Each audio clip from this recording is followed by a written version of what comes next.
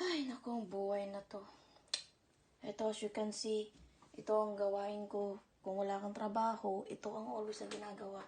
Mag-sideline ka, gawa ka ng lahat ng paraan para lang may pangbayad ka ng rent mo, ano man. Itong buhay sa Canada, gawa mo lahat. Sidelinean mo lahat. Janitor, taga-linis, taga-nani, taga-hugas, lahat na. Sideline na para magkapira. Alam mo yun. So, ito, sideline po. Ito ang buhay dito is not easy. Okay? Alam mo yun. Kaya ito, gagawa ko ng Shanghai, magbibenta ako bukas, hanggang gabi na naman, hanggang hapon.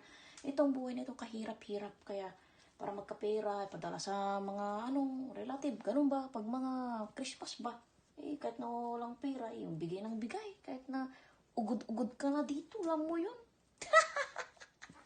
Joke! Joke lang, ano ka ba? Para ka namang free. Ito, ibibigay ko to. Ibibigay ko to sa ka-church namin, oh. Oh, yan. Oh, hanggang na ibibigay ko to. Kasi hindi siya nakatikim ng Filipino food. Ang tawag natin dyan is Shanghai.